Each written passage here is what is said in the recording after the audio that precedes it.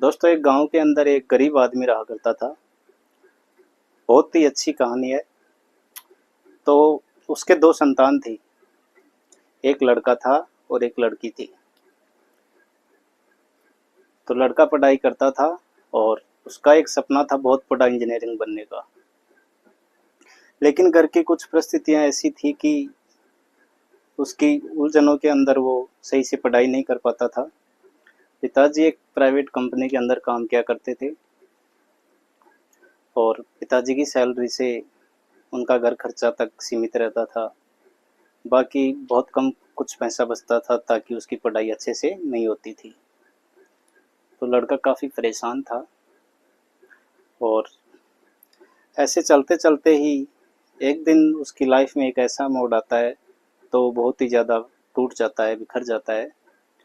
उसके पिताजी की जो कंपनी थी वो बंद हो चुकी थी और पिताजी भी घर पे बैठ गए। लड़का पढ़ाई करता था और बहुत बड़ा सपना था एक इंजीनियरिंग बनने का उसका।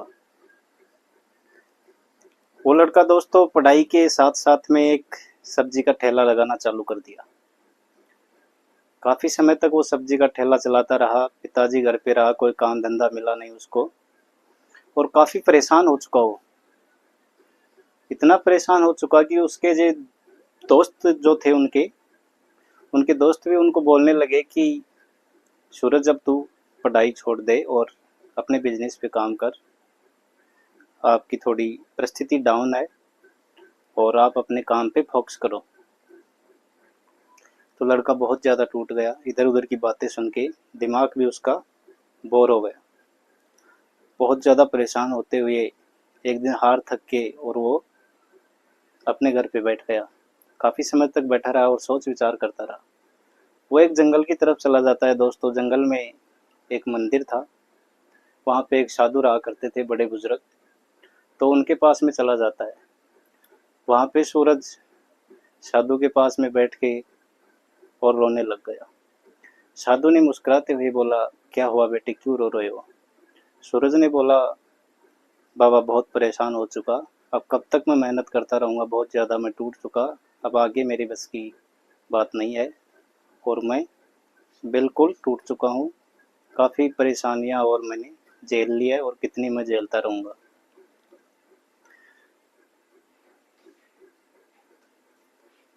तो साधु ने सूरज से बोला कि चलो आपको मैं एक काम बताता हूँ। आपको एक काम करना होगा कि उस पहाड़ी के जो अधवाड़े में एक शीशम का पेड़ लगा हुआ है, उस पे एक कबूतर का घोंसला है। उस घोंसले को आपको तोड़ के आना है। सूरज ने सोचा कि ऐसा करने से क्या होगा, उसका घोंसला उजाड़ने से क्या मिलेगा। लेकिन बाबा की जो बात थी, इसको टाल भी नहीं सकते हैं। तो सूरज वहाँ पे जाता है और कबूतर का घोंसला उखाड़ करके नीचे गिरा देता है। और 10 दिन तक ये काम करना है आपको। महाराज ने बोला कि आपको ये काम 10 दिन तक करना है। सूरज रोज रोज जाता था और घोंसले को उखाड़ करके आ जाता था और कबूतर एक एक तार लाके रखा करता था। ऐसे चलते चलते 9 दिन बीत गए। जब 10वां दिन चालू हुआ तो सूरज वहां पे पहुंचा और ऐसे हाथ लगाया उसको तोड़ने के लिए, तो अचानक से रुक गया और वो वापस महाराज के पास में आ गया और बोला, महाराज जी, आपने जो काम बताया वो मैं कर दिया, लेकिन आज नहीं किया। 10वां दिन है, तो ये काम आपने क्यों बताया? इससे क्या मेरे को कुछ आगे नॉलेज मिलेगा या कुछ और बात है? तो महाराज ने मुस्कुराते हुए बोला कि यही मेरी पहली सीख है, कि यही मेरी पहली सीख है। आपने 9 दिन तक इस काम को कर लिया, लेकिन 10वें दिन आपने इसको नहीं किया। तो आपका जो समय चल रहा है